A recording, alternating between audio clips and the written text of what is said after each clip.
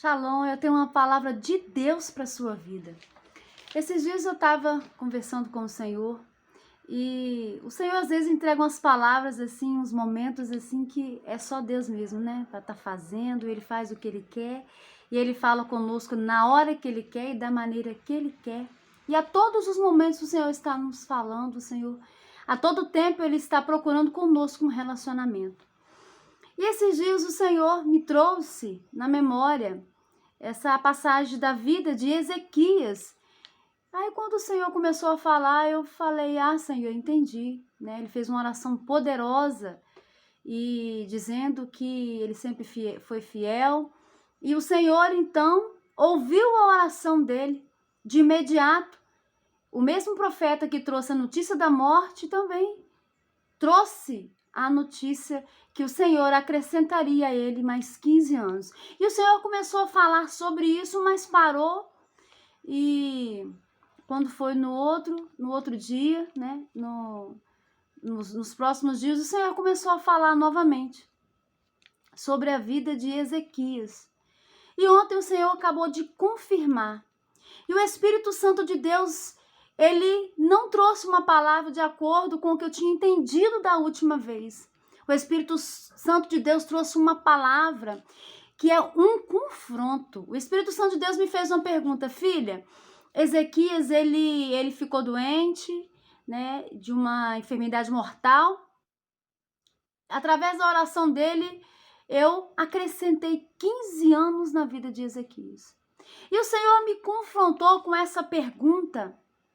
Ezequias teve 15 anos para consertar, que quando o profeta Isaías chegou diante dele com a notícia, né, que ele iria morrer, ele já chegou falando dessa maneira, ó, conserte a sua casa, porque você morrerá e não viverá. O profeta traz então essa palavra que ele tinha que consertar, que ele ia morrer, mas antes dele morrer, ele tinha que consertar a sua casa. E é esta palavra, e é desta forma que o Espírito Santo bradou profundamente no meu espírito. E o Espírito Santo me fez uma pergunta. Ezequias teve 15 anos para consertar. E se não der tempo? E se não der tempo? Eu comecei a ministrar, né? Comecei a buscar ao Senhor, a meditar nesta palavra, e o Espírito Santo começou a entregar gradativamente o que ele queria que eu falasse através desta mensagem, através desta passagem. E se não der tempo? E o Senhor começou a ministrar o meu espírito, porque muitas vezes, querido, nós deixamos as coisas irem passando. O que o profeta trouxe até Ezequias, que a casa dele precisava de conserto, a casa dele precisava de ordem, a casa dele estava bagunçada. Ele então traz ali aquela palavra dizendo para ele que tinha que consertar, e é sobre isso que o Espírito Santo de Deus está falando conosco agora através desta palavra.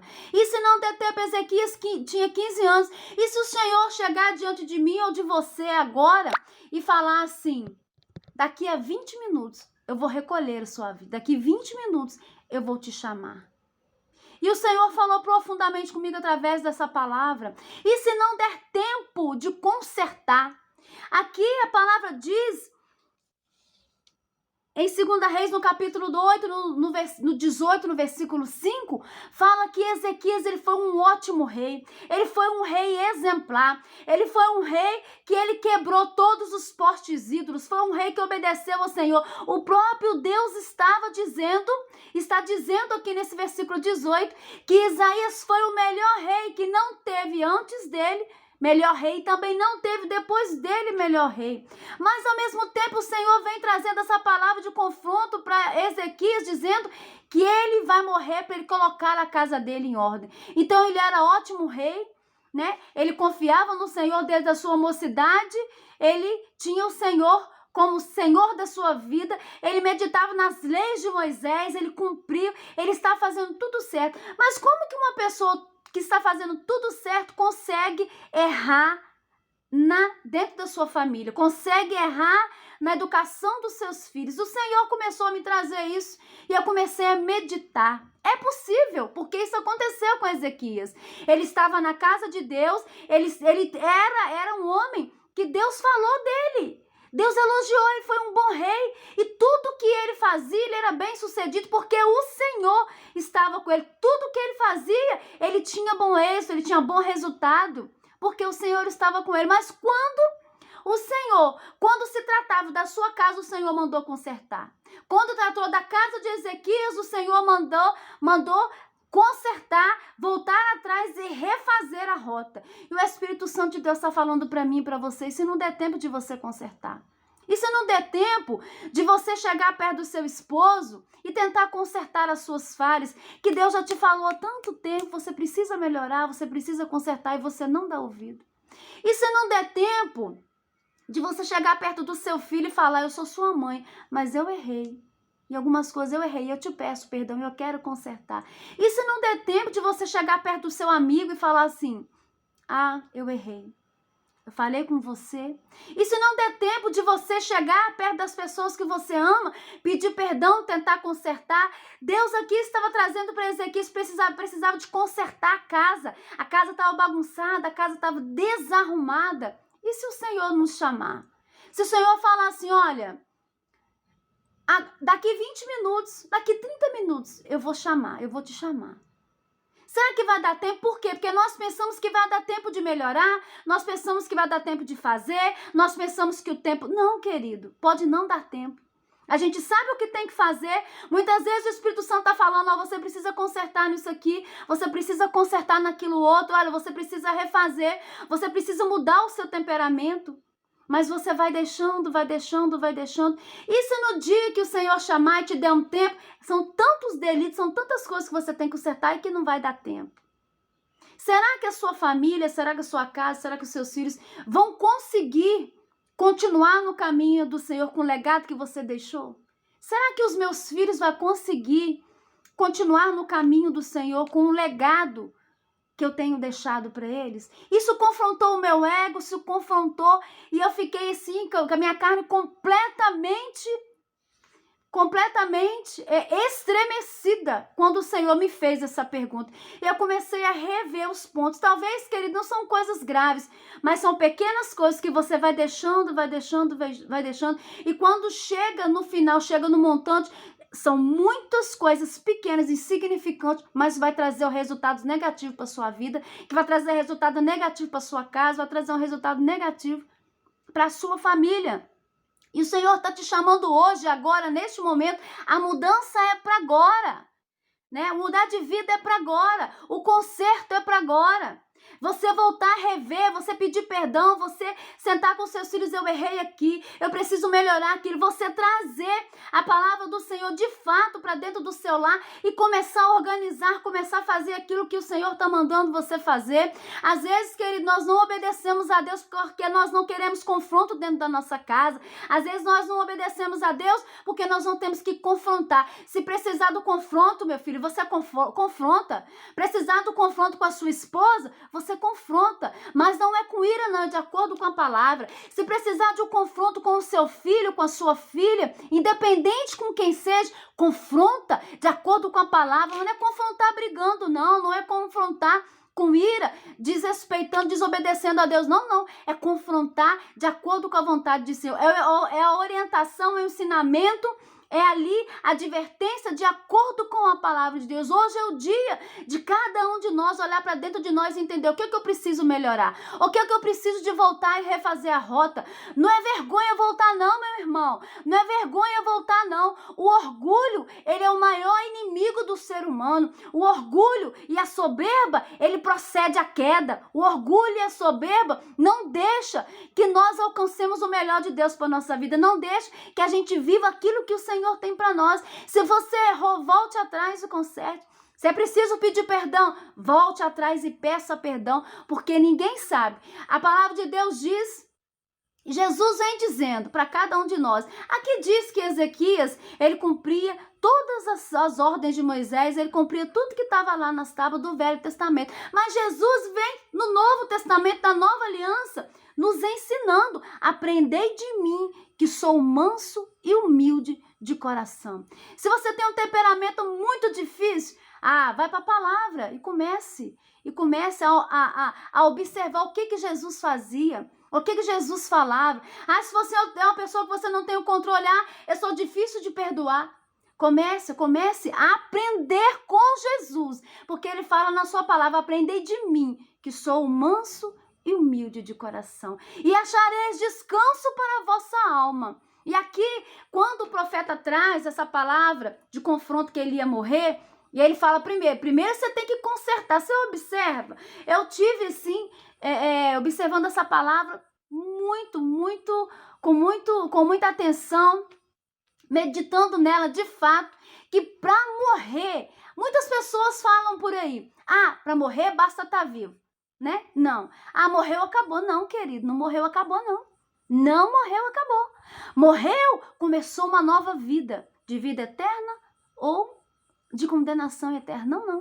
Não acabou, não. Quando? Então a palavra diz que vai consertar para morrer, que até para morrer você tem que estar consertado. Até para morrer você tem que estar com a sua vida diante do altar. Até para morrer você tem que ter refeito a rota e deixado as coisas de acordo com a vontade de Deus. Se você partir hoje, se eu partir hoje, será que o legado que nós estamos deixando vai permitir que a nossa casa, a nossa família continue vivendo bem com Jesus sem nós? Essa é uma pergunta que o Espírito Santo de Deus fez para mim. E eu quero deixar esta palavra, essa pergunta para você. Você precisa de voltar atrás? Volte. Não deixa o orgulho te parar, não. Você precisa refazer a rota? Não tem problema, não. Refaça quantas vezes precisar, mas refaça. Ezequias teve 15 anos para refazer e ele não refez. Não refez porque quando ele morreu, o filho dele foi ser rei no seu lugar. E a palavra diz que ele foi o pior rei de todos os tempos. O que Ezequias deixou para a casa dele e para a família dele? E hoje eu faço essa pergunta. O que nós estamos deixando para a nossa casa e para a nossa família? Meu Pai, muito obrigado por esta palavra. Pai, o Senhor é santo, o Senhor é poderoso, Pai, não há outro além de Ti. O Senhor é poderoso, Pai, porque o Senhor vem nos ensinar. A Tua palavra, Pai querido, é aquela que nos confronta, mas é aquela também que nos conforta. Pai, de maneira nenhuma, Pai, o Senhor não nos lança fora. E um coração quebrantado, Pai, o Senhor não despreza. Um coração quebrantado, Pai, o Senhor não rejeita. Toma, Pai, os seus filhos nas Tuas mãos. E a Tua palavra diz, Pai querido, que não houve desde a antiguidade um Deus que trabalha por cada um de nós como o Senhor. O Senhor é aquele que pleiteia as nossas causas. O Senhor é aquele, Pai, que vai na nossa frente, Pai, nos ajudando a vencer, nos ajudando, Pai querido, a vencer a nós mesmos, nos ajudando a vencer, ó Pai, nosso temperamento, nos ajudando a vencer, Pai, tudo aquilo que não te agrada. Pai, toma os seus filhos nas Tuas mãos neste dia. Abra, Pai querido, o discernimento. Abra, Pai, os olhos espirituais. Pai, que essa palavra venha de confronto, Pai, para dar vida. Que essa palavra, Pai, venha de confronto para levar os seus filhos para um alto nível de intimidade com o Senhor. Porque o Senhor, Pai querido, é aquele que todos os dias o Senhor nos fala através da Tua palavra. O Senhor é aquele que o Seu Espírito Santo está todo dia conosco. Porque o Senhor disse na Sua palavra, Pai, que estaria conosco todos os dias até a consumação dos séculos. E todos os dias, ó Pai, é uma oportunidade de voltar. Todos os dias o Senhor nos dá uma oportunidade de refazer a nossa rota, refazer o nosso caminho de uma forma mais assertiva. Pai, mas sozinho nós não conseguimos. Sozinho, Pai querido, nós somos fracos. É o Senhor, Pai querido, que revigora. É o Senhor, Pai querido, que diz na Sua palavra que nós somos fortes, mas nós somos fortes quando nós temos conhecimento do Senhor. Nós somos fortes, Pai querido, quando nós temos o conhecimento na Sua palavra. Nós somos fortes, Pai, quando nós temos o Senhor como a nossa esperança. Toma cada um, Pai, em nome de Jesus, nesse dia, diante do Senhor agora. Meu Pai, abra o discernimento, dê sabedoria. Pai, que tudo que não provém do Senhor, ó Pai, sobre esta casa, sobre essa vida, sobre esta família, bata em retirada e caia por terra hoje, Pai, em nome de Jesus. Ó Pai, a Tua palavra diz que Ezequiel, ele era um ótimo rei. E ele era também, Pai, um homem temente ao Senhor. Mesmo assim ele errou, mesmo assim ele falhou. Pai, nos ajude, Pai querido, a melhorar melhorar, nos ajude a refazer a nossa rota, nos ajude a ser melhor a todos os dias, nos ajude a ser melhor que a nós mesmos, Pai. Pai, nos ajude a vencer o orgulho, Pai, que não nos deixa chegar perto do Senhor. Pai, nos ajude a vencer o orgulho, Pai, que nos afasta de longe da Tua presença.